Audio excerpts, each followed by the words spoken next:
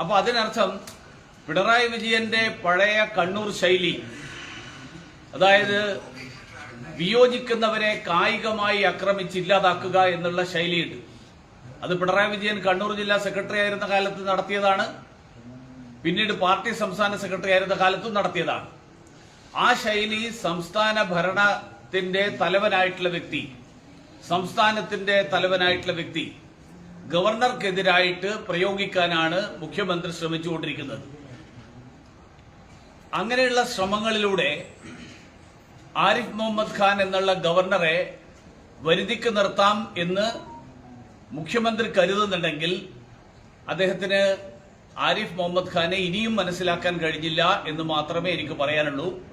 ഇത് തീക്കളിയാണ് എന്ന് പിണറായി വിജയൻ മനസ്സിലാക്കണം.